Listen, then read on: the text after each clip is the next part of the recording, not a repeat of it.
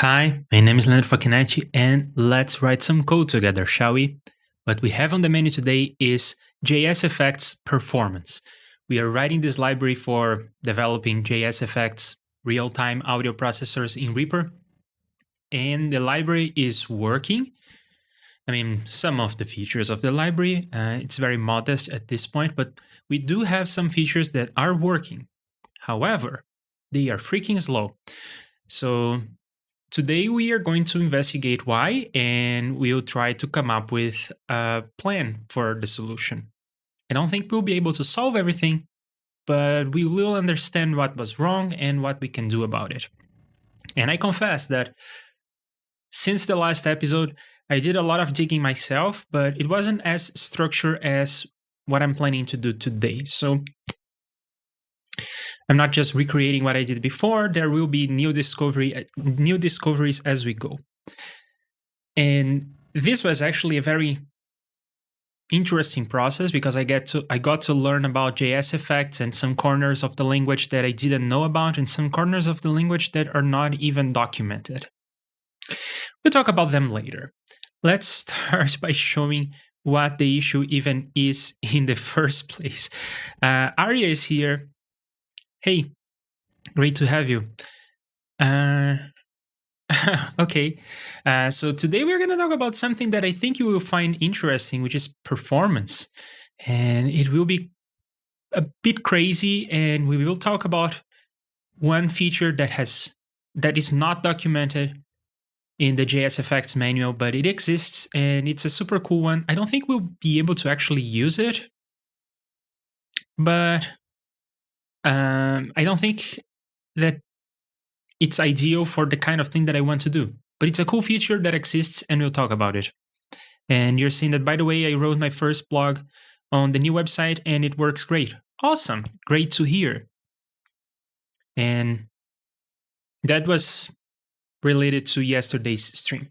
Let's get on to what we are doing today. So I have here, I actually deleted all the tracks because I had a mess with the routing and everything. But let's bring in the L demonstration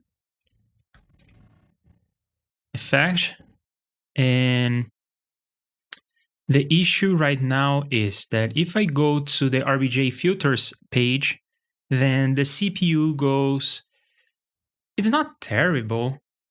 I mean, there are plugins that consume this much CPU, and you could still use them, but they would be doing a lot. We are not doing a lot. We are doing 2 filters using the RBJ formula. So what the hell is going on? Why is this so slow? Well, I think I know. That's what we are going to get into today. So there are actually many things that make this slow. And unfortunately, some of them are the core reasons why I wanted to have this library in the first place, because there are other JSFX libraries and I wanted to do something different. Turns out that this thing that I wanted to do differently is super slow.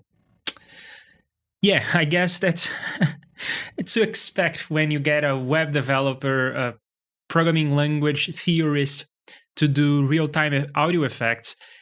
That's the lane of optimization and making everything as fast as possible. So, of course, I would come up with ideas that would be like for safety and developer experience, and I wouldn't care too much about the performance at first.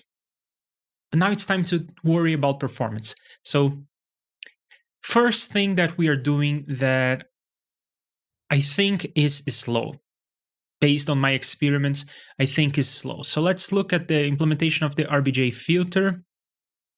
And we have some circular buffers for the samples as they come in and for the outputs of the filter, which we need to keep around for the filter to work. This is an infinite impulse response filter, so it needs to have its previous outputs as inputs. Yeah, so I'm using this circular buffer, and this data structure is slow because it has to check the boundaries, it has to wrap numbers around. This is a slow data structure, and I think there are ways to make it faster, but I think that even better is for me to not use a circular buffer here. Now, If I was doing something like convolution, where the size of the convolution kernel or the filter kernel or the impulse response that I'm convoluting with, that size is variable in most cases. Or if not variable, at least it will be somewhat big. The impulse response will have more than 3 samples. And in that case, I think it makes sense to have a circular buffer. Or if I'm doing something like a delay line, then I probably want to delay more than 3 samples. A circular buffer makes sense. But in this case, the circular buffer is super small, so it's wrapping around often and it is checking the boundaries often. We just need to store 3 samples and 3 outputs. So using a circular buffer here makes things slow. It is correct, and I would argue that it's a better implementation in terms of readability and expresses the intent a lot better. And typically, I would go for that. But when we are doing real-time audio effects, we need to worry about readability, I think, but we also need to worry about performance. So right now, when the filter is running, we are averaging 2%, 2.5% CPU, and it's just 2 filters, not even filtering any audio because I'm not feeding it any audio. So 2.5%. Let's keep track of this. We are starting at around 2 to 2.5%. Let's get rid of this circular buffer and see where this takes us. To get rid of this, we will have to augment this data structure we are using to store the filters. Instead of having a circular buffer of x's, I'm going to have literally x0, x1, and x2. And I believe I want to have this in the same order it's used in the equation. Just for readability, this one doesn't really matter all that much. But in the formula, it is, it's called xn, xn minus 1, and xn minus 2. So that's how I'm going to call my variables as well. xn, n minus 1, n minus 2. Same for y.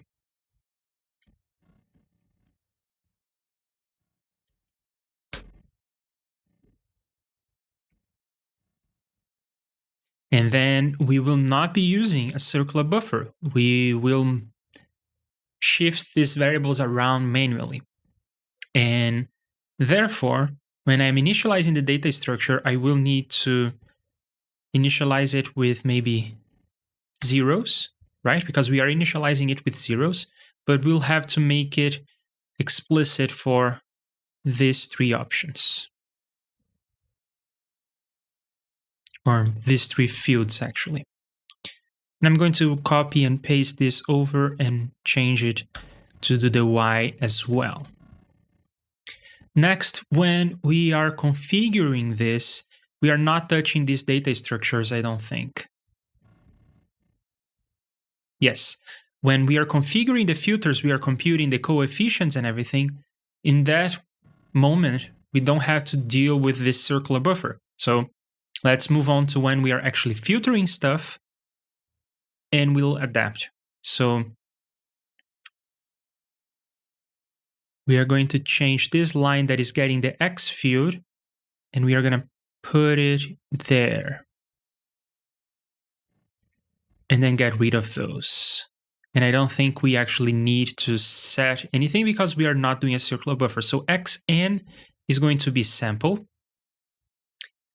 And then we can get rid of this line. And I'm going to get some fields. xn minus 2 is the previous xn minus 1. And xn minus 1 is the previous xn. And xn is the sample. Similarly, for y, n minus 2 is the old n minus 1. And n minus 1 is the old yn. Yn is the result of this formula. That much doesn't change. But then we need to set something into this data structure. Well, we need to set a lot of things, I think. Yeah, we'll need to set a lot of things. So let's set.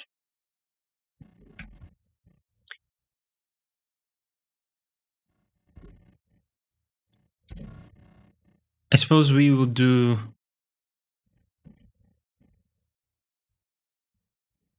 this. So now I'm just storing this for later. N minus 2, n minus 1, and n. And then the same for y.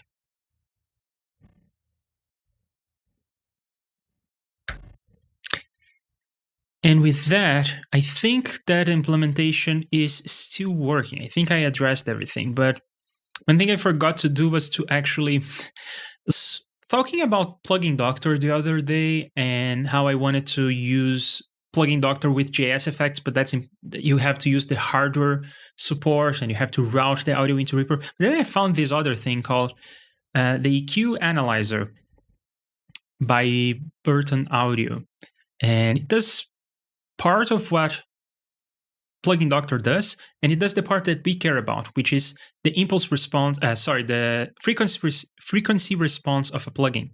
So it's again a sandwich of plugins. You put it one before, one after, and in this simple case, it even sets itself up automatically, which is cool. And it shows me the frequency response. So there you go. I usually would put some white noise in the beginning and then a spectral analyzer at the end. But with this plugin, not only I get a better curve, but it's easier to set up and it's not as noisy because this is not feeding noise into the plugin. It's feeding an impulse train. In any case, so the low pass filter is working all right. You can see that it has the right shape. So now we are going to modify. We are going to reload this, do a full compile reset and everything. And it seems to have picked up. And then let's see. Well, we have a bug because the impulse response, the frequency response, god damn it, the impulse response is not the same. It is no longer a low pass filter.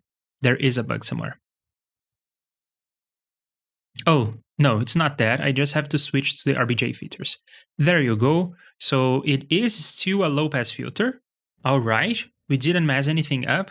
And check this out. The CPU is already at 0.4. Now, this is a huge improvement. It is almost like 2% or 2.5%. Or I guess 1.5 or 2%. So not using circular buffers gets us in the, I'm going to say 0.5 ballpark.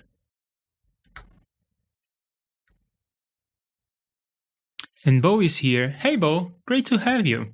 So far in this 15 minutes that we have been together, we went from 2.5% of CPU usage to 0.5. Great improvement, huh?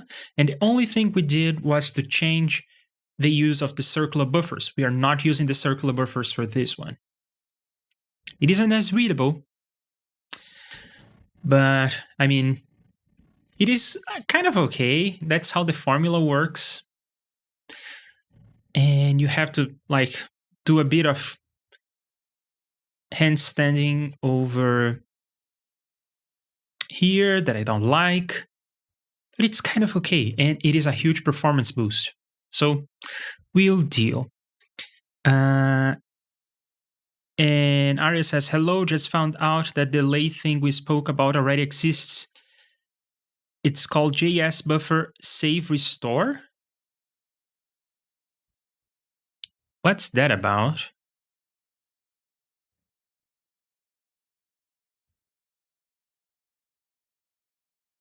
JS buffer.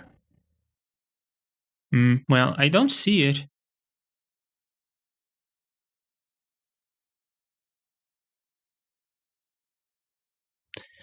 Yeah, let me know what's up because I don't see that. Maybe I just don't have that installed. Is it a repack that I don't have maybe? I don't know.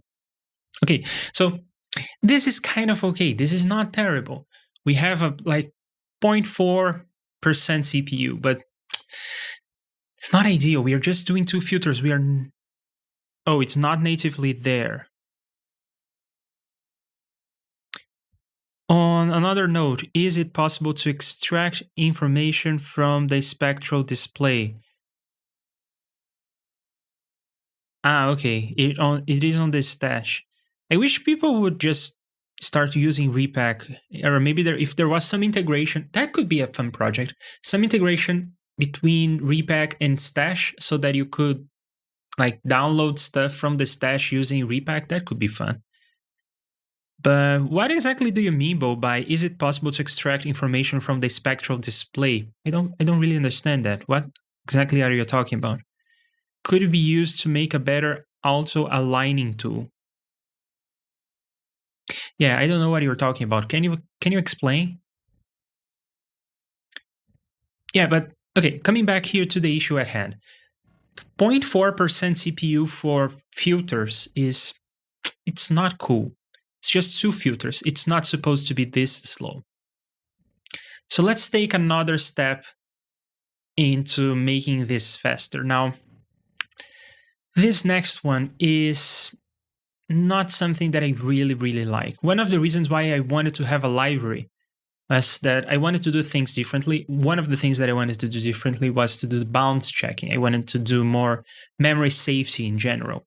So if you are using an array, you cannot index outside the array into a region of memory that doesn't even belong to you. And if you have a struct, you can only use the struct with fields that exist in the struct. If you're using a circular buffer, you cannot try to get samples in the past that are so much in the past that they have already wrapped around. You have already overwritten them. So in general, memory safety. I wanted to give the programmer more tools to catch errors early on. I think that, as it turns out, to do that on the GFX part of things, I think makes sense. If you are doing a graphical user interface, you are rendering 30 frames per second, 60 frames per second. So it is okay to do that kind of checking while you're rendering the GFX block, while you're rendering the user interface. But when you're in the audio thread, you are running 48,000 times a second, you need to be fast. So bounds checking, memory safety in general is slow because you have to do more comparisons. And we are talking about a lot more comparisons. And it's not terrible. My computer can handle it. But it's not great. So let's remove all the memory safety features we introduced. And we will measure how much this is going to improve. Of course, it will not be such a dramatic improvement, but we need to squeeze out as much performance as we can because this is just two filters. When we are doing a real audio effect, we will have maybe dozens of filters. We'll have a graphical user interface. We'll have a lot of stuff going on. We don't want our plugins to be known for being slow. I mean, let's look at Reflectosaurus, which is huge in terms of user interface, and it's doing a lot to the audio. Just check it out. It's using 0.2% of the CPU, while I am doing two freaking filters and I'm using about as much. That's no way to live. All right, I'm going to catch up with chat and then I'm going to follow through with what I described. So, guys, I'm going to pull the chat into the stream and let's see what's going on. That would be baller. I think you are talking about the integration between Stash and Repack. That could be fun. So many people who are uploaded to Stash are probably no longer even active. That is true. And I don't think that the Stash is too active, so maybe it would be a possible undertaking, I think. The spectral display shows pitch. If that could be used to make an auto-aligning thing. Auto-alignment in terms of two audio sources, like two different microphones pointing at the same thing, and you want to align the phase of these microphones, if that's what you mean, I don't think that using the spectral display or even using the frequency domain is the way to go. Probably what you want is to look at the correlation between the audio signals. So you shift, I don't know how the people do this, but I think that the way you would do this is you look at the two signals and you see how much they correlate. Then you shift one of these signals around and you see how much the correlation changes. And you try to find a position where the correlation is optimal to some standard. And how do you do correlation between two sound waves? Okay, let's see. Different vocal takes, guitar overdubs, etc. Yeah, I think, again, not two microphones pointing at the same source, but two different takes. But I think still it would make more sense to use some kind of correlation. And how do you find correlation between two sound waves? It's actually quite simple. You multiply the two sound waves, just multiply sample by sample, and you add the results. So if your sound wave, if your samples are something like, let's say, 1 and 0.9 and 0.8 and 0.8, so those two are correlated, right? So the multiplication here will be, well, I guess 0.9 in one case and 0.64 in the other case. So these numbers are fairly high. But if you have signals that are not correlated, like 1 and 0.1, and maybe let's just throw 0.8 and minus 0.5, this is going to be 0.1, and this is going to be minus 8. I probably should know how to do this without resorting to a calculator, but it's minus 0.4. And you can see that these numbers are fairly low. So they don't correlate as well. So that's a measurement of correlation. So that's a simple algorithm. And of course, you add everything up. You add up all these numbers. And you add up all these numbers. So this is a way to find the correlation between two sound waves, and then you can shift them around until you find a good number. You find a high correlation, I think. Does that explain it well? Does that make sense to you? I think MPL Align uses envelopes and transients. The results works some of the times. Okay, so I guess what I was explaining is at a lower level. Like, suppose that you have already detected the transients and you have already detected envelopes, then how do you find the correlation between the signals? Now, the signal is not exactly the sound. The signal is the transient detection. That's a signal that you can work with. Yeah, MPL goes by transients. There is transient detection settings, and it also doesn't work well on vocals. I tried with yours. Yeah, vocals aren't transient enough. But if you're, I don't know how you would like move things around to find the correlation if they are so far apart, but if they are near, if we are talking about like milliseconds worth of, well, I guess alignment, or maybe even a second, I guess you could try that by just sliding the window around and finding the optimal place. Of course, you would not slide the window the whole way through. You would probably do some kind of hill climbing algorithm to try to optimize that. Yeah, hence me looking for a way to detect pitch to align takes. That's a good idea, I think. I mean, I don't think it's traditionally how it's done, but who knows? So I guess what you could do is do a pitch detection thing, and the pitch detection becomes a signal. Like at this point, the person is singing that note. At this point, the person is singing that note. And then you do this correlation trick, but the signal is now the pitch. And the signal is much more coarse. There aren't that many samples. So maybe the pitch would be a good starter. And then you could do the other thing I was talking about, to really fine tune things. Who knows? Could be fun. Yeah, so let's implement the idea of removing error checking. Now, this is relatively easy to do actually, because I just have to look for the L error situation, and usually I have a check in the beginning, so all I gotta do is just remove that check. And then I am going to find all the places that count. I'm going to skip some. Like for instance, this function is not even used right now. The only one that is used is the hyperbolic sign,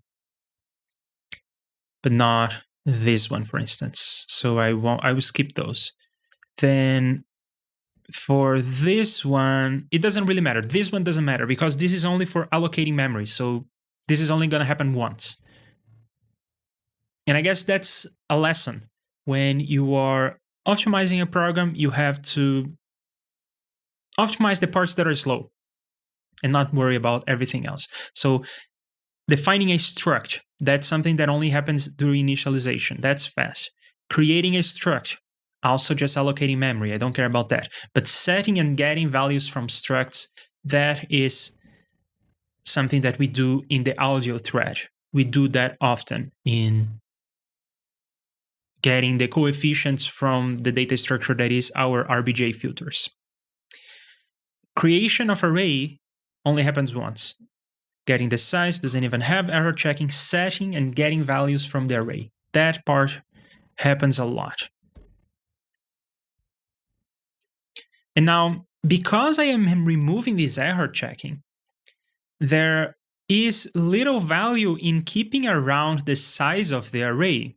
I'm not doing anything with the size of the array. Well, I guess it's in the case of the array, it may be advantageous to keep the size around just because I want to be able to loop over the size. But in the case of the struct, definitely I'm not doing anything with the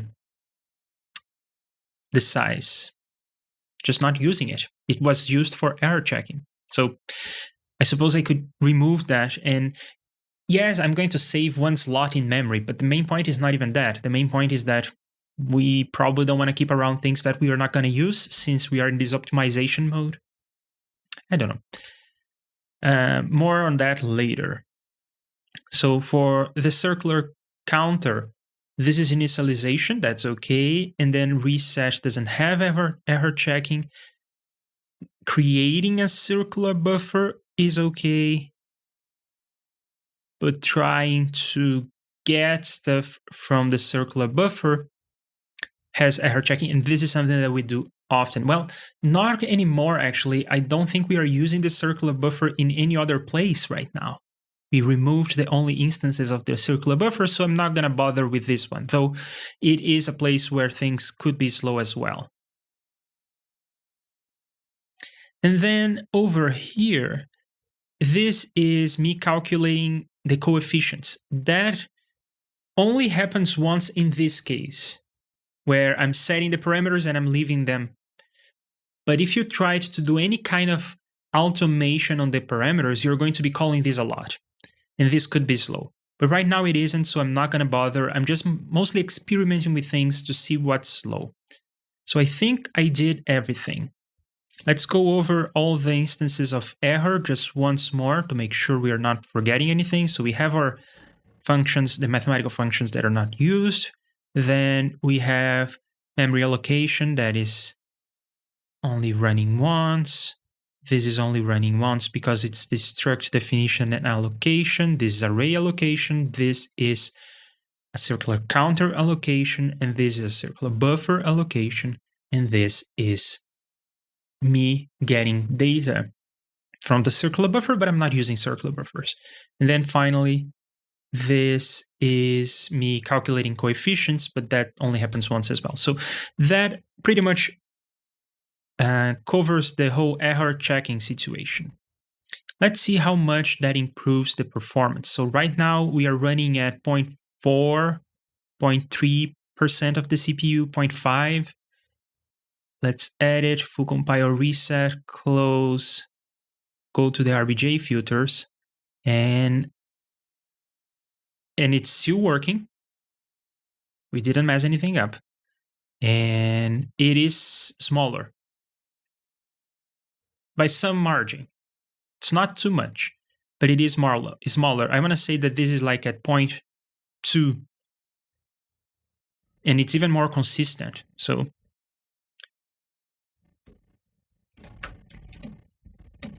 and that's unfortunate because doing this was one of the reasons why I wanted to do the library. I think that having this is advantageous while developing things. So maybe we would have something that like turns itself off in production mode. But I don't think I could do that in JSFX itself. I would need a language on top of JSFX that would compile to JSFX and that would remove these chunks of error validation. And I don't think I want to go there yet. But yeah, this 0.3% CPU is, I consider that a significant improvement. That's sad, but it is also happy because we are finding the performance issues. So let's move on with this. What are you all talking about? Have you used Vocaline Aria? Any idea what it's doing? Vocaline does pitch correction also, so it could use pitch, but also I think those plugins have a way of detecting specific vocal sound types, vowels, S's, and etc. Yeah, I guess if you can use sort of... So here's something. You know how when you're tuning a de-esser, you can hear just the S's?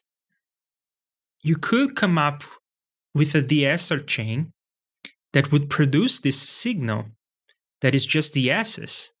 And that's the signal that you try to align using the correlation strategy I mentioned.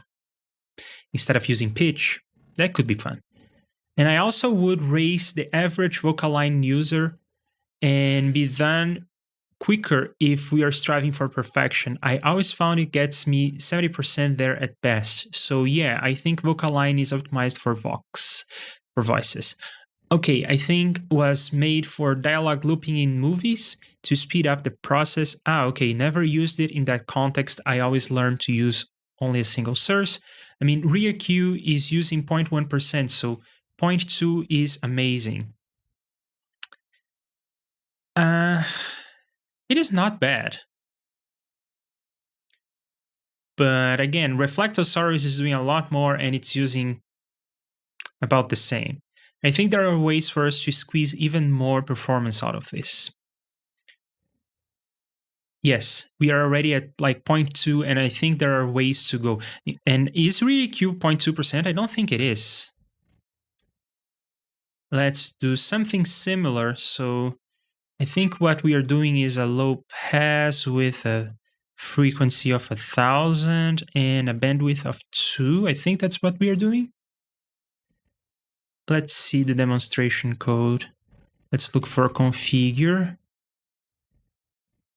Yes, 1000 and bandwidth of 2.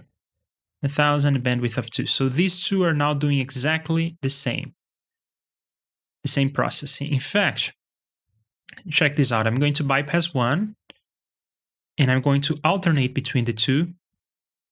Oh, what the hell? I want to do a low pass. There you go. So I'm going to alternate between the two. And we're going to look at this frequency response. Alternating.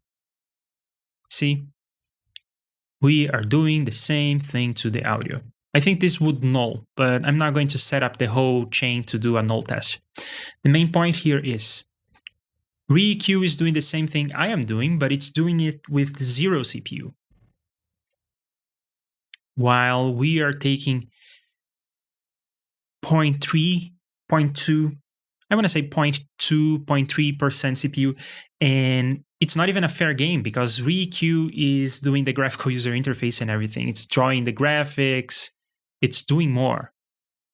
And it's even doing these other filters, though they are at 0. So maybe REAQ has some optimization to see that this is 0 and disables the filters. But in theory, this is doing even more filters. I guess we can remove these bands to make it a fair comparison.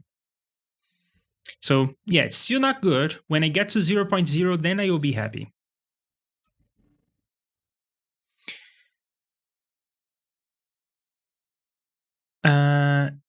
you are doing low shelf. Oh, I think that was before, right? I was doing low pass. I'm doing low pass now. I fixed that.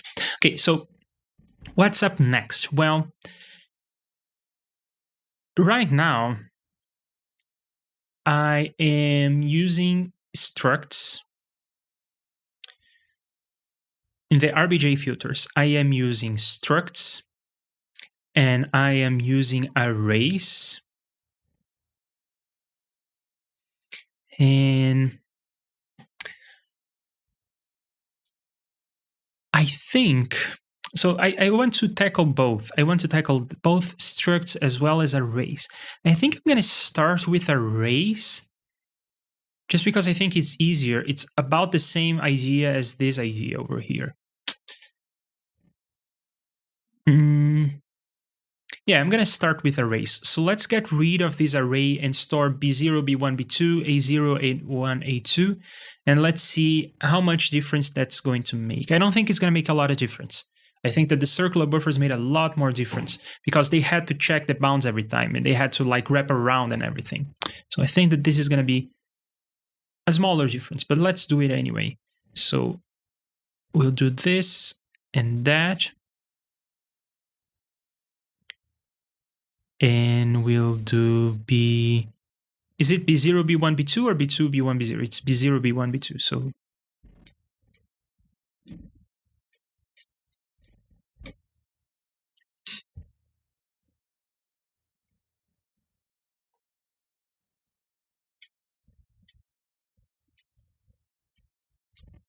oh no, I did it the other way around.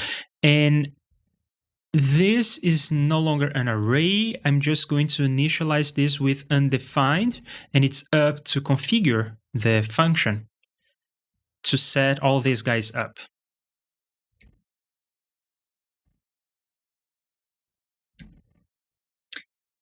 All right, so what do we have going on? Right. About here, when I do this last part where I have already calculated the coefficients, I'm going to store them. I need to store them differently. I need to say set on B0. I will use B0 divided by A0 because I am normalizing the coefficients. So let's do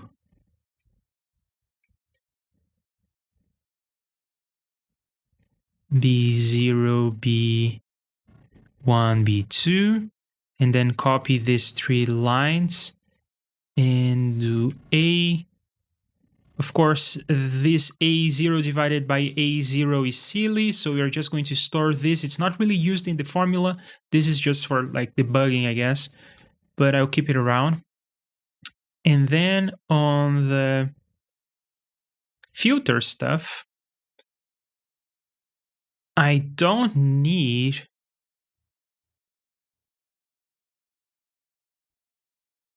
these 2 lines. I can just get stuff straight from the data structure like so. And I think that about does it. Let's see by reloading the plugin. So now some tests are going to fail. Is that expected? I don't think that's expected. I don't think that there should be failing tests here. I don't think so. Oh yeah, this is clipping like crazy, so there is a bug somewhere. Let's go over the changes once again to see what could be wrong. Oh, I think I know what's wrong. Here at the end, no, I don't know what's wrong. Let's go over the changes one more time. So we have B0, B1, B2, A0, A1, and 2. Then this variable name is correct, yes. They all start undefined. Then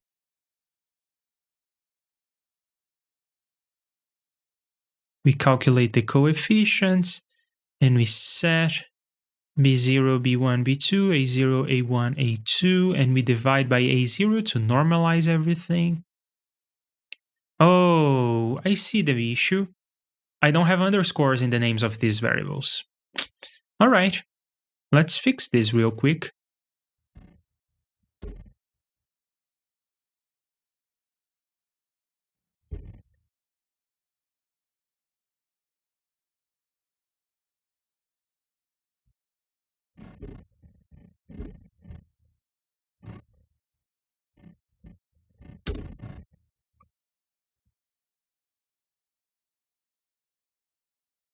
And in this case, I had the right names because I copy and pasted from there.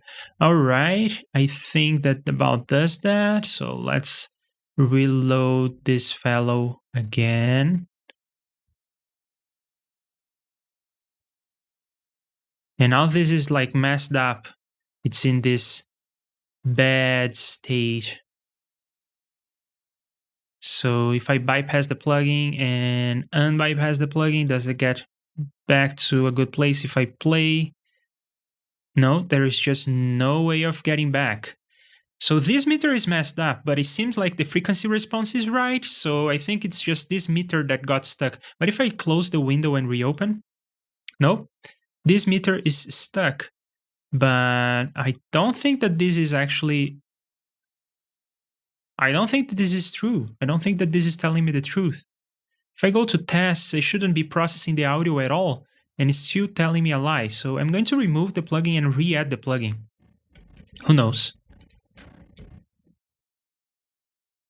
So now there is some audio coming through and RBJ filters. And see, nothing crazy. So I don't know what that was about. Even not, it was an error that not even a full compile reset was fixing. Okay, so this one didn't help much. That, I think it helped just a bit. I think it's sitting at 0.1 a little bit more than it was before. So I'm gonna say that not using arrays gets us to 0.15, I wanna say, okay? So I think it's a middle ground because this is sitting at 0.1 a bit more than it was before. So we are talking about a very small advantage. And I think that's great news. I'm going to explain why in a moment. Remember, there is still that crazy JSFX feature that no one knows about. I'm going to tell you about it later. And I'm also going to tell you why this is actually great news, that optimizing for this didn't help much, but it helped some. So I have good news on that aspect, but I'm going to keep teasing you. Let's see what else are you talking about. Sewell has an RBJ low and high pass thing. It uses 0.5 or 0.6% CPU. Okay. I mean, this, I guess this goes along with what Arya was saying before. I think that on his machine, ReEQ would consume a couple percentage, like a couple points of CPU here, but on my machine, it does not. So to make a fair comparison, we need to actually get the RBJ filters from Sewell. And there are a few. So I guess I will do this one, high pass, low pass. And it's filtering the signal. And on my machine, it's taking 0% CPU. While we are taking 0.1, sometimes 0.2, then 0.1 again CPU. So we are using more CPU than this guy. Okay. Of course, it's also not filtering anything. So let's make it filter something, because maybe it has some optimization. Like if you don't set anything here, it will not filter anything, but it is filtering. Now we can even see the filter curve here. All right, so it is filtering and it's 0% CPU on my machine. All right. And I guess that's another tenet of optimizations and benchmarking and profiling. Don't ever trust what other people tell you. Test it yourself. And a good benchmark is supposed to be reproducible. It is supposed to be possible to run it on another machine. And if you have the same machine that someone else is reporting on, you should get the same results. In any case, at this rate, you'll get to 0 by the end of the stream. I sure hope so, but there is a wrinkle, and I'll talk about it. But if you remove and re-add, okay, that's what I did. I noticed where Gerent's plugins are less CPU friendly too. Is it possible that it's just loading all those library lines of code? I don't think so, because we are talking about CPU here, not memory. So loading more library lines, it consumes more memory, but only ever so slightly. We are talking about kilobytes, maybe, probably kilobytes. Definitely not megabytes. It's very, very small. So you can load as much code as you want. Don't worry about it. The issue is CPU. What are you doing in the audio thread? What are you doing in this add sample block? Everything that you do in this block needs to be fast. So when writing the library, in some cases, we'll think about, do we want this to be used like this data structure, this construct, this abstraction that we are building? Is it to be used in the graphic user interface? In that case, we can pay extra to have some memory safety and whatnot. Or are we doing this in the audio thread? If we are doing this in the audio thread, we gotta be fast. All right, so let's commit this progress and let's tackle the next part. So the next part is, let's look at what RBJ is using now. It's just using a struct. In terms of data structures, it's only using a struct. So for the next part, we are going to optimize the structs. And there are a couple things that I want to do here. The first is actually very simple. Remember how I said before that the reason why we stored the size of the struct in the struct itself was to do bounds checking, but we are not doing it anymore. We removed the part of the code that was doing bounds checking. So because we did that, we no longer need to allocate that slot of memory, and we no longer need to store that position. We no longer need to store that size. And because we are not storing that size, we need, of course, to adapt this indices. Can you see the flies in my room? It's crazy. Lots of mosquitoes. So just by doing these changes, I'm not doing a lot here. I'm not changing a lot because this is only happening in the init block. It's only to allocate memory, so that much is not going to affect performance at all. And this, what I did is just remove 1+ from this implementation. So I don't expect this to do a whole lot, but how about we test it? And at this point, the granularity that we are working with is so fine that I don't think we'll be able to see anything. But yeah, if anything, we could maybe measure that this is spending more time at 1%, but actually it seems like it's spending more time at 0.2. But now it converged. No, it's 0.2 again. So yeah, this is a very small change, but I'm building up to something, okay? So not computing struct indices.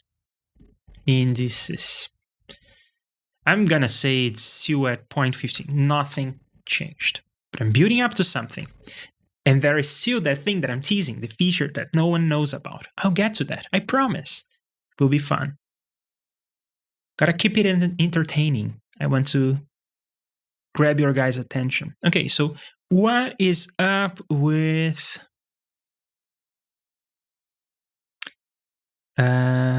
structs? Yes, here. So what's going on here? Well, I am using a function to get to these locations. But now this is trivial. This is just getting to that place in memory. So I don't need a function for this. The reason why I wanted to have a function was so that I could do bounds checking and that I could compute the field index and whatnot. But I'm no longer doing those things. So I might as well just not use these functions anymore. I'm deleting them. And let's find all the places where we are using. So we are using struct get here on the array stuff, but I guess I'm not going to actually delete the function, okay? I still want the code to compile, but I'm not using arrays anymore, so I'm going to skip over that. So let's see all the places where I'm setting something. Circular counter, not using. So I'm going to skip. Circular buffer, skipping. Okay, here I am setting to those places. So in those cases, I'm going to change to use this syntax, which I could also argue reads better on the page. I think it reads better on the page. I think it's nicer than that function call we had before. Next. So I guess there are only two functions we have to worry about, rbj new and rbj configure. So what are we doing here? We are getting rid of function calls.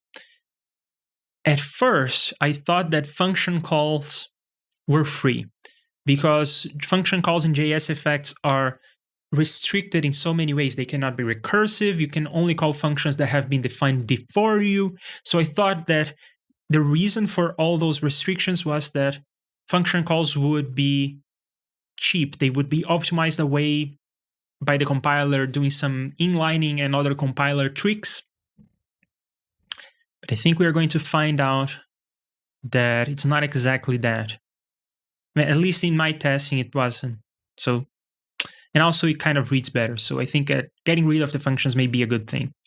All right. So what else are we getting and setting? We are setting the RBJ filter stuff here. So let's switch to that syntax.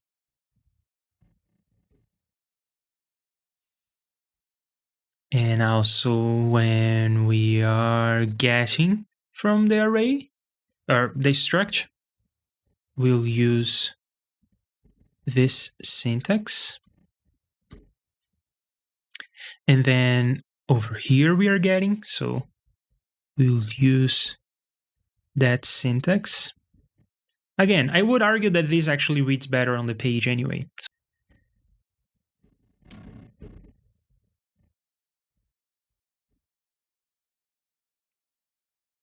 Okay, so that much is done. And I think it concludes this part. Let's refresh the plugin and see.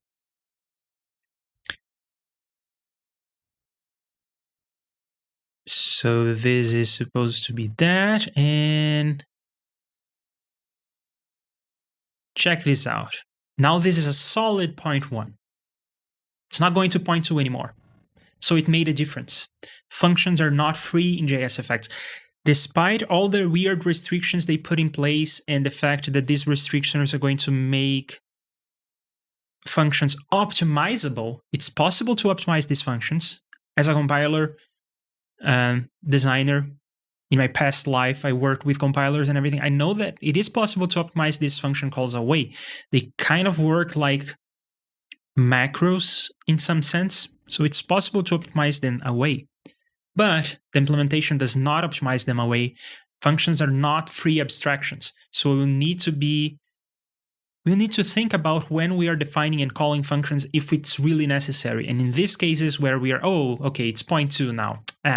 It's not a solid 0.1. But it's spending much more time at 0.1. So not using...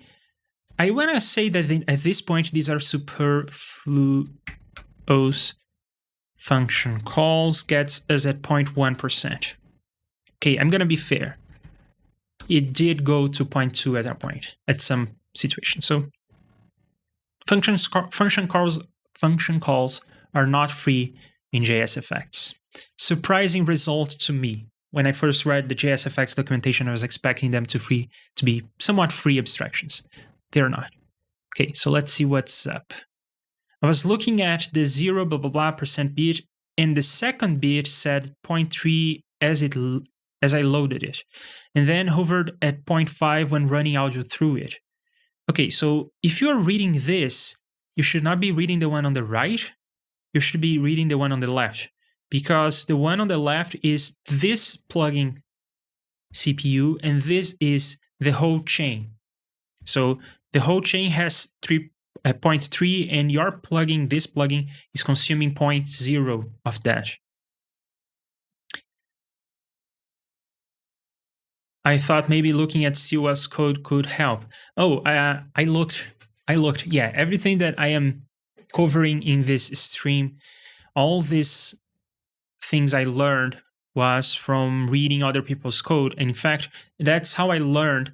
I was not reading Stilwell, I was reading Durant's code, and I found all these things, including the feature in JSFX that are not the feature that is not documented, and it's super cool. Okay, so what is next? Well, there is very little else to do, but what is next? Well, I guess the next thing to do is going to be the last one, I think. Yeah, all right. Okay. So for the last optimization, we are going to do something that I probably don't want to commit to. I probably don't want to do this for real in this library. But it is what everyone else does, and it's a cool JSFX feature, and we need to talk about it. Okay, so what the hell is going on? Remember how I said that there are these pseudo-objects, and when Gerant was in the stream, we talked about how to use pseudo-objects and whatnot. Now, what are pseudo-objects? They are just a place where you can put multiple variables. Let me show you. I'm going to create a new script. Add effects, create new one, leafak, test JSFX. Oh, it already exists. Overwrite, don't care. And then save and init. And this is just so I can play around with code. So I have a variable like A, and I have a variable like B, and I can store one value per variable. But if I need to store multiple values that are related, I can use these pseudo objects. They are really namespaces. For instance, in my RBJ filter, I have A0. Let's say that it's 0.5. And I have A1. Let's say that it's 0.7. Then when I save this, you can see that these are now two variables, but this dot means a namespace. So now this is a pseudo object. It's a namespace. It's just a single place, the RBJ filter, to put multiple values on. Now, you may be thinking, well, isn't that what a struct is? We created a struct, didn't we? Yes, we did. Okay, so what else can you do with these pseudo objects? How are they different from structs, and why do I insist on having structs instead of using pseudo objects? Let's see how you can use pseudo objects in a function. So maybe let's have a filter, or maybe let's have an I'll just have a filter function, and I'm going to declare some instance variables. So now we are getting into the pseudo object territory. And I'll say that the instance variables are A0 and A1. And let's say that the filter function just works by adding A0 and A1, keeping it simple. Now, how do I even call this function? Let's say that we have a result that is calling the filter function, but I need to call it as a method on the RBJ filter pseudo object. Well, I use this syntax. You can pretend that the RBJ filter is the first parameter to the filter function, and that this first parameter is special in the sense that it is being exploded into these variables, and it's getting the variables from these locations, okay? So the result, 1.2, it's 0.5 plus 0.7. So these are the pseudo objects. And they're great. They are awesome because I can store all the variables I need in them, and this abstracts the filter coefficients from where the filter is used. Remember Aria and Bo, how we implemented, and everyone else who is lurking around, not being active on the chat. We implemented the RBJ filters together, and in our implementation, our initial implementation, we did not get into structs or pseudo objects.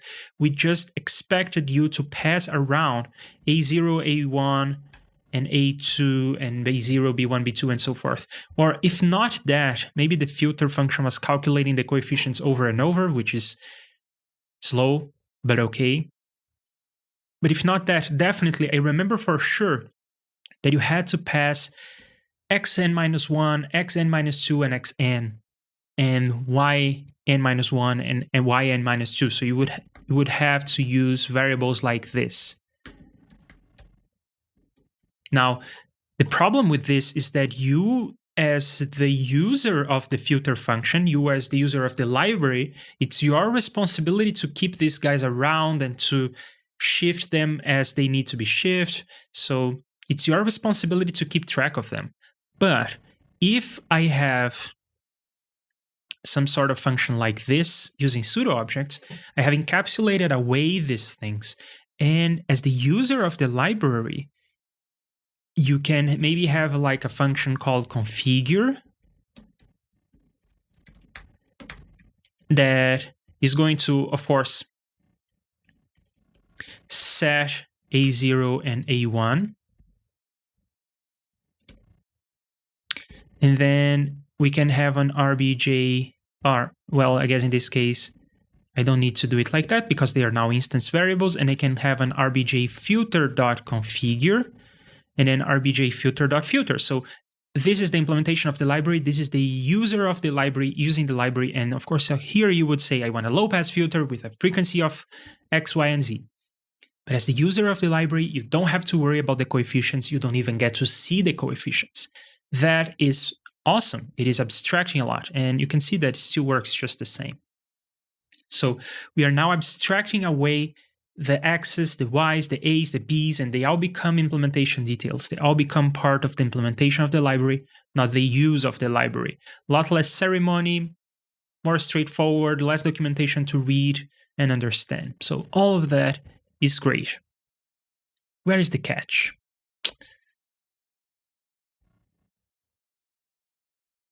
By the way, the G in gerund is pronounced like GIF. Gerund. I was trying to avoid saying his name to begin with, but then it was unavoidable just because I don't know how to pronounce his name. I'm going to be the first to admit that I don't know how to pronounce his name. Okay, so pseudo objects. Great stuff. What if I need to pass multiple pseudo objects? What if I had a function, let's say f, and I need two filters.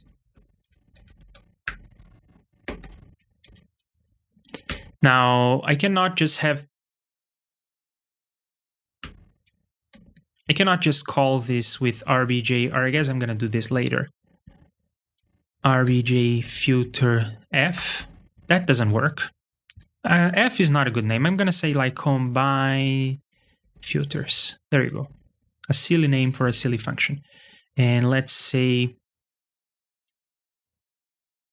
yeah, now the issue is I want to be able to access the A's and the B's. So let's say that filter 1 A0 is equal to, or plus equals to filter 2 A0. Now, of course, that's not how you combine filters, okay? You don't just add coefficients like that.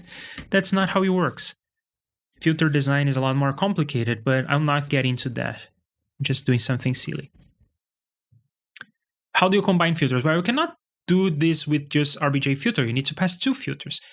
I think that what you would want to do is maybe RBJ filter 1 and 1 and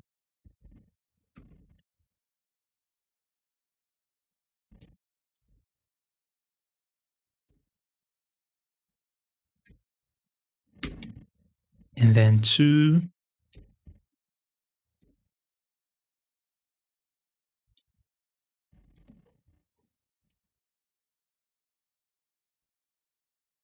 Okay, so now when I save this, let's check out what happens. Well, I know that the answer is wrong because the filters have not been updated. They are the same. So when I do this line, I was expecting that filter 1 would be updated.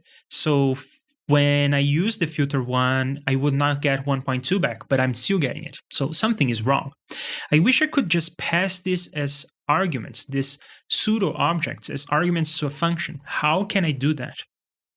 That is the hidden feature in JSFX. It's not in the documentation, it is in a very old forum thread. And I picked this up from reading Gerent's code. Maybe he read some of the old forum threads, and the only plugins I could find that would use this technique are the new plugins by Cocos, for instance, the loudness meter, Gerent's, sorry, I don't know how to pronounce your name, Gerent's plugins, and some, I think, Stilwell plugins, I forget. No, Psyche. Yeah, Joep Van Lier, that guy. Those plugins use this technique. The technique is to use this. You put an asterisk, and in C, I think that this means like it has to do with pointers, means a reference to a pointer. So I cannot just pass an object, but I can pass a reference to this namespace. And when I say this, the result changes because now I changed filter 1. So it's 0.5 plus 0.5 is 1, 0.7 plus 0.7 is 0.4, add 1 and 0.4, you get 2.4. So that's the result of this filter. So this is the technique that is hidden and no one knows about. Cool stuff. How do you like it? Yes, like that. Yes, Gerent. GIF. Gerent. All right, whatever. English is not my first language, forgive me. All right, so this is getting better and better. It seems like this, with the secret feature here, this has a lot of the features we would want from objects. There is still one thing missing. In many situations, we have to write code for the left and the right channel, or something along those lines. And you need an RBJ filter for the left, and you need an RBJ filter for the right. Typically, what people will do on their code is they are going to copy and paste lines.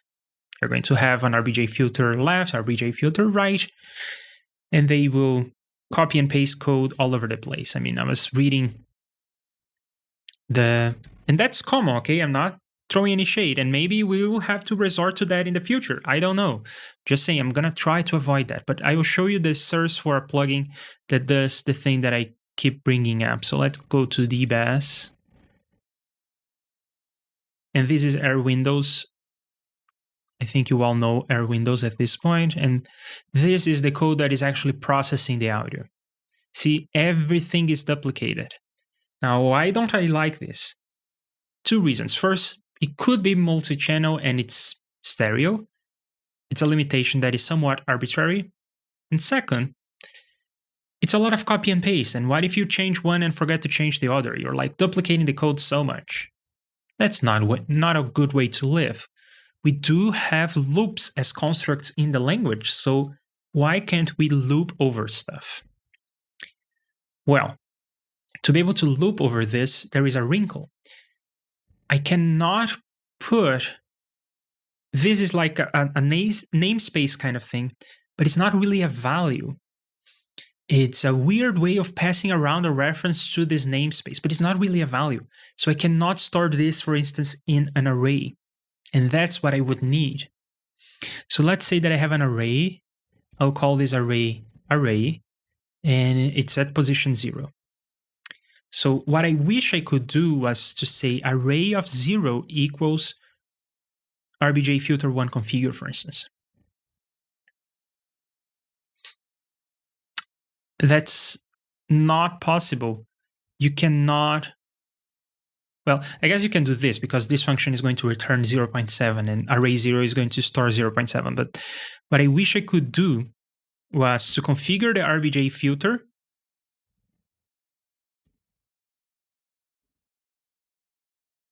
and then put it on the array. Why did I remove the 1 from the variable name? I don't know. All right, that's better.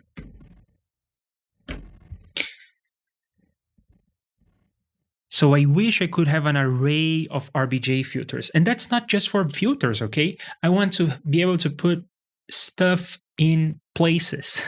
So I will have functions to calculate RMS. I want to be able to have an RMS calculator that I can pass around as a value. And I will have things like envelopes for attack and release, and I want to be able to pass an envelope as a value. But this is not going to fly because, in fact, RBJ filter 1 is a namespace, all right, but it's also a variable, and its value is 0. So effectively, what I'm doing here is just storing a 0. See, when I peek, I'm storing a 0 there. So this is just storing a value that happens to be 0. It's a namespace and everything, but it is not a first-class citizen. Okay, so I really want to have these filters and most data structures as values, because I want to be able to put them in arrays. I want to be able to store them in any way I think is necessary. And this is going to be the defining feature of my library, because there are other libraries like Cook DSP and Tails library, and they implement all these things. I'm going to implement filters and envelopes, and they probably implement all the algorithms I am ever going to learn. I mean, they implement a lot of things. There is a lot of history in JSFX, but as far as I can tell, no one does this way. They all do it using pseudo-objects. Maybe because it's a better idea in the first place. Like the idea of memory safety, no one did, and I thought I was a super cool guy because I was implementing that, but it turns out to be too slow. So we'll learn if this is going to be fast enough. Now, to drive this point home, the last refactoring I want to do is to... Currently, it's implemented this way, okay? So currently, our library has structs, and the structs are first-class citizens. They are being stored in memory, and we are fetching stuff from memory in the audio thread loop. So we are fetching stuff from memory here, and we are putting stuff back in memory here. We could be using namespaces instead. So that's what the last one I'm going to implement. And I think with that, I'm going to get down to 0. And that's how, for instance, the CUL plugin works, I think. So we're going to get down to 0 when I do that, I think. But I think that this is actually good, and paying 0.1% of CPU for that, I think, is advantageous, because it opens up so many possibilities, from multi-channel to like a variable number of all-pass filters on a reverb kind of plugin. So I think it opens up so many possibilities. It cleans up the code in such a nice way that I think it's worth having this overhead. And remember how when we stopped using arrays, let me see. Yeah, when we stopped using arrays, the performance improvement was not that great. And that's actually good news, because using arrays here boils down to finding stuff in memory, to fetching stuff from memory. So just to recap, the arrays were the A's and B's. And instead of having an array of A's and B's, we hard-coded A's and B's directly into the struct. Because we had arrays before, we were doing a memory fetch to get stuff from memory. The array was living in memory. But now we are doing, because we have the hard-coded coefficients here in the struct, we are doing 1 or maybe like 5 fewer memory accesses for per sample, which is not negligible. I mean, it's in there. It's probably 0.05% of CPU on my machine. So it's not entirely negligible, but it's small. And it's a small price to pay for the features that I think we would get from this. So there you go. The data structures are going to be values instead of being namespaces. That's going to be the defining feature. So let's implement this last optimization and see how well it does. And then I'm going to talk about the plans moving forward. Let's see what you are all talking about. Illuminati confirmed. Because of the feature that no one knows about? I'm gonna need to rewatch that asterisk trick a couple times to grasp it. It is weird. I didn't know a lot about it, and I know it comes from C, so I kind of understood what was going on, but I had to experiment for like 4 hours to learn about all these things and learn about how the asterisk really works and to learn about how pseudo-objects really work. Oh yeah, and I should mention there is another trick you can play, since I want to go for completeness in this explanation, and I probably don't want to visit this again, but maybe I will. But there is another trick you can play. If you want to pass multiple arguments like this, there is kind of another way of doing that, which is not great, but it is possible. So let's see where we are at right now. So we are at 2.4. This stuff is not affecting the code, so I'm going to do this in a different way. So instead of using the asterisk, I'm going to copy and paste this over, and I'm going to use combine filters 2 now. Now this is still going to result in the same number for now, but let me pass these objects in a different way. I can say that they are instance variables. And then instead of calling the function this way, I can have some dummy variable that I assign the filters to.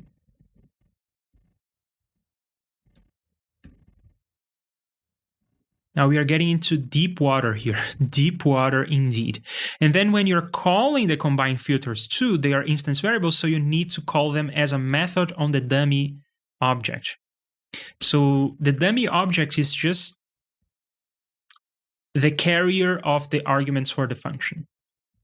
And when I save this, I did a mistake somewhere. Where is my mistake?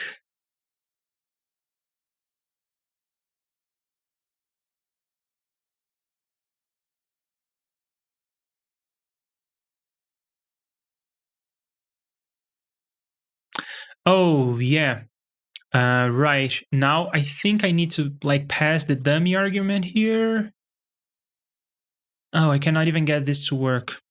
God damn it. So you see, those are the disadvantages of trying to use a pseudo-object. It just doesn't work out very well when you are trying to treat these pseudo-objects as values. And that's why they're pseudo-objects and not real objects. And what I am going for is real objects. So in a way, I think that what I'm developing could be called an object-oriented library, where these positions in memory are going to be your little objects, and the methods, these functions, are going to be the methods on the objects. And the object is going to encapsulate and abstract away this data that I need to keep around. Pseudo-objects are faster. Real objects are more flexible. I'm going for flexibility until I have to give it up. By the way, were you guys talking the other day about making a replugged thing, a VST plugin that can load JSFX? I don't think I was talking about that. Yeah, that's probably a big undertaking. But I was probably talking about how Replugs has ReJS that can load JSFX in other DAWs and in OBS and stuff like that, but not with the latest features. And I'm not going to care about people who are using replugs. My library, my plugins are only going to work on the latest versions of Reaper, and I'm going to embrace all the latest features. Now, we were talking about a plugin doctor, or to be more accurate, yeah, I'm thinking about doing some of the things that plugin doctor does. It could be fun, but I think it would also be useful for JSFX because it's more ergonomic. All right, but could you pass multiple arguments to the same function that way? Well, for one thing, I messed something up and I'm not going to bother figuring it out, but you could have other filters like this and then call the function again. So I think that this would work if it had worked in the first place, but I made a mistake somewhere. Not going to care about it. But does that answer the question? I think so. Yeah, so all right, let's do the pseudo object and try to get this number to 0, and then I'll call it a day, or I will explain my plan moving forward and then call it a day. So let's go to the RBJ filter stuff. And we are going to do something that is deep. Because we are not using the structs anymore. Let me see if I have to commit this. No. Because we are not using the struct anymore, we don't have to define the struct. We are using pseudo-objects now. And because we are using pseudo-objects, we don't need to allocate anything. It's not using memory. It is using the pseudo-objects. I think they live on the stack, not in the heap. Don't worry about these terms. Okay, so RBJ filter configure is going to use, instead of, so these are the stuff coming in, and I don't need to pass this first argument because it's going to be called with as a method. And then the type and frequency and wideness, and wideness actually should be called width. That's the terminology that people tend to use. All right, but this is, these two can be local variables, all right. But the rest need to be instance variables.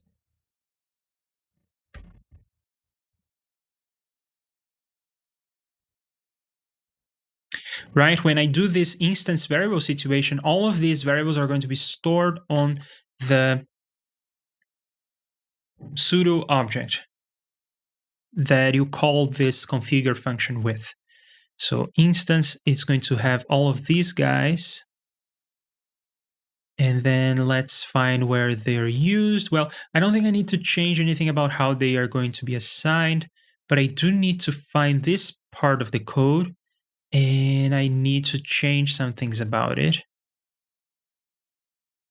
Yeah, this whole B0, B1, and whatnot, I will need to redefine that over here because I need to do this division. So all of these can go away because I'm just assigning to stuff in the struct, but now it's going to be part of the pseudo object, so I don't need to do this dance.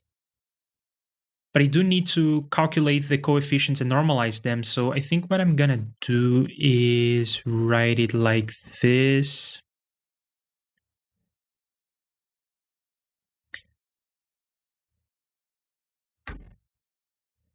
And there you go, it normalizes all the coefficients.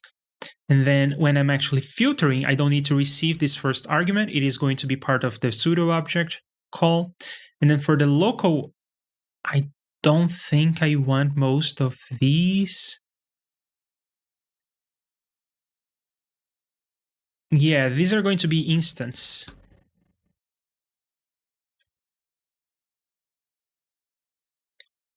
But A and B no longer exist, and all of these guys are now just called that, right? I renamed them. Maybe I shouldn't have. Yeah, I think I'm gonna take a step back. Take a couple steps back to there. Yeah, okay, I'm gonna take the steps forward and redo it the right way. So I'm just gonna say normalized underscore, and I'm gonna have to say normalized underscore here. And actually B1, B0, and whatnot, they are local variables. So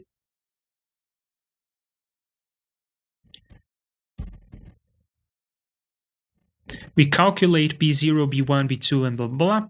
And then at the end, we calculate B0 normalized, B1 normalized by calculating, by getting these fellows and putting them there. Just like that. And then the normalized stuff stays the same, and I just don't need to get them from the struct because they are part of the instance. And then these I don't need to get from the struct, but I do need to do the shifting, so I can do it like this. Now there is an advantage that we should talk about. You can see how these pseudo-objects approach are much more ergonomic. They are a lot more like idiomatic.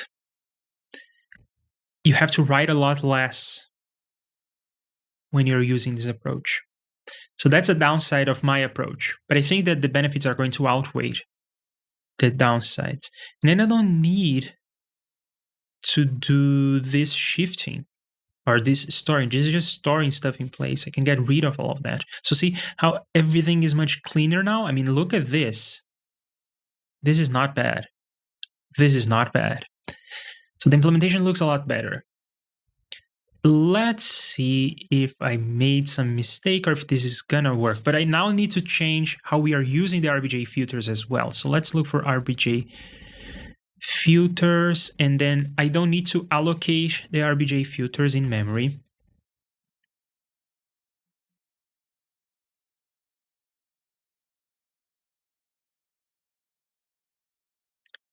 And I don't need to configure stuff. Oh, well, I guess I need to configure stuff. So yeah, see how I have a loop here. Now I can no longer have a loop. I will have to have two filters. I'm gonna do just stereo for this demonstration because I was doing stereo all along. So I will have to do RBJ filter left. And I'm going to configure the filter this way and see code duplication. That's bad.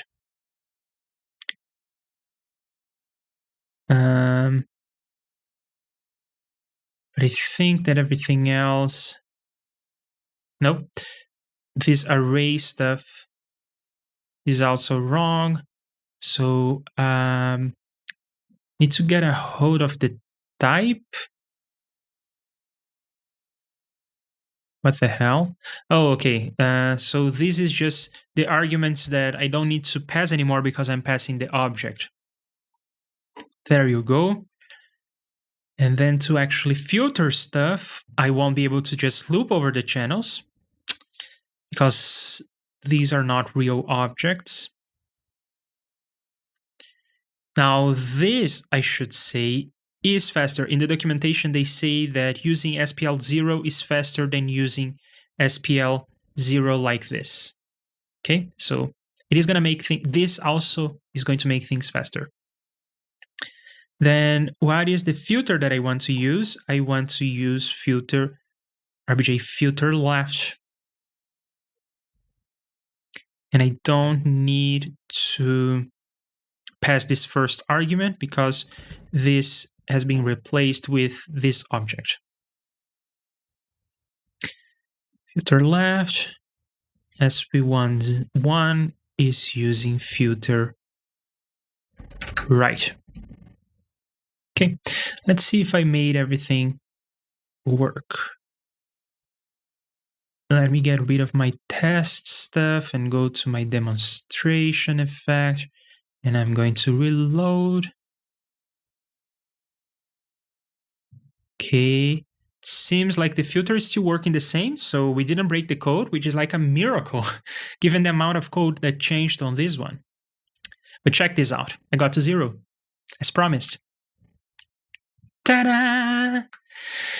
And that's how the CUL plugin is getting to 0. It's using pseudo-objects. But they have to copy and paste code, and they don't have as much flexibility in terms of how the data structures are used and passed around, and that whole pointer trick that you sometimes have to use, the asterisk at the end of the name of a variable. So let's see. Using pseudo-objects instead of, I'm going to call them real objects, gets me to 0%. Voila. I gotta head out. Thanks, Leandro. Thanks again for the website. Sure thing, Aria. Thanks for being here. So Yeah, 0%. We can get to 0% CPU on my machine at least. That's great. Do I want to do this? Not sure. Let's look at the changes. So here I have my test file. I guess I'm gonna just remove my test file. Doesn't matter all that much. It's just for demonstration, for teaching you all about pseudo-objects. So let's see the changes in the library. Got rid of a lot of code. We got rid of all this ceremony to initialize the memory. We are using less memory. We are making things faster.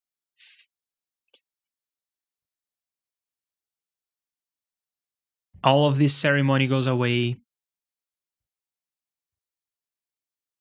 And all of this ceremony goes away.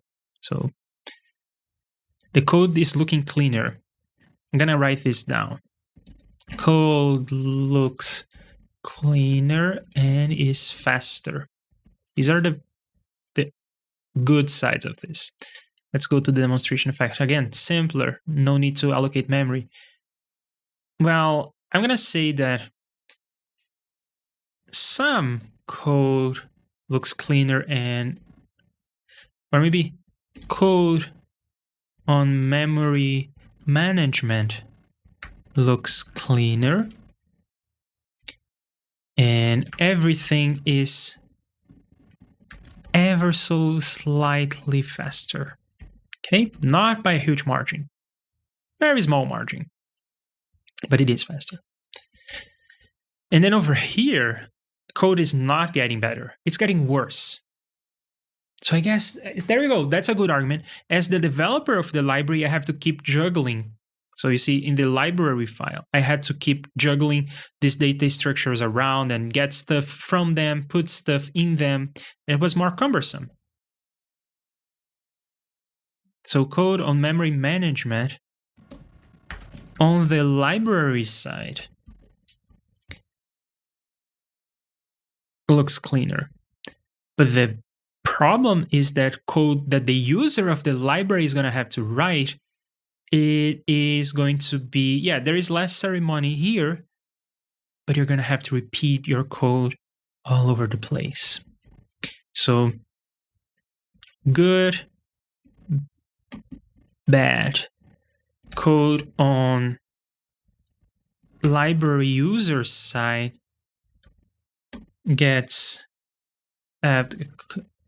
has to be copied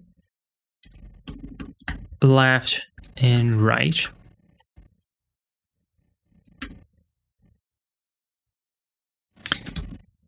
And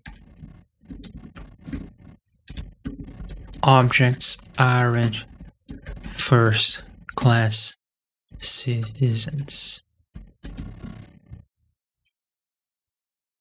Yeah, again here, copying and pasting instead of. So effectively what we did is our plugin was multi-channel this far, and now it's stereo.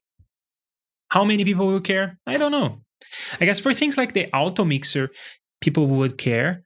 And I would have to write a lot more of this repetition, and I would have to write some really weird code with if then else to make the auto mixer work, because the point of the auto mixer is that you can throw many channels at it. So yeah, it has to be copied and objects are first-class citizens. So that's the gist of pseudo-objects versus real objects as I'm planning to use in my library. So what's the plan moving forward? Well, tomorrow I'm not going to stream, but starting Thursday, I'm going to more or less restart the library. But I am going to be using real objects. Okay, so I'm going to use real objects. That's going to be something that sets my library apart from everything else. I will be avoiding superfluous function calls. I will let you use the syntax that is more natural in any case. It is much more natural to use syntax that looks like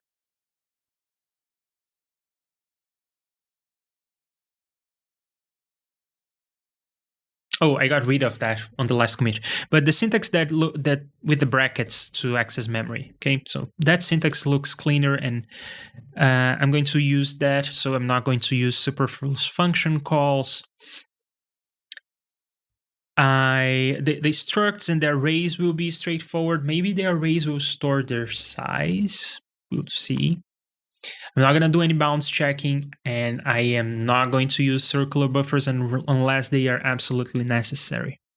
So some things about the library are going to change. Many things about the library are going to change. In fact, I'm going to take the opportunity to do some of the other changes. I was kind of debating whether I should do it or not, like the L prefix on every function. I think I'm going to get rid of that. We'll talk about naming conventions and everything, but lots of things are going to change in the library. I'm going to try to make colors values as well. I know I went back and forth with this, but I think I'm going to have everything in the library as values. Colors are not values right now because functions are not values. Colors will be values. Objects will be values. Arrays, everything will be values. We will be using a lot of memory. I think it will be great. So that's the plan moving forward. And that's the story of how to make things faster. There you go. Norwegians Can't Cook says hi. Hey, great to have you here. But in fact, I'm leaving. So thank you all for watching this. I hope you learned something about how to make JSFX faster and why, if you are a web developer, you should worry more about performance when you're doing real-time audio effects. I see you back here on Thursday, and we'll be doing more performance things, but for the whole library this time. So this was a cool exploration. I mean, look at this, 0%, 0% CPU is great. Yeah, thank you, Bo, for being such an awesome person. And I see you, oh yeah, thanks. And I see you on Thursday. Bye.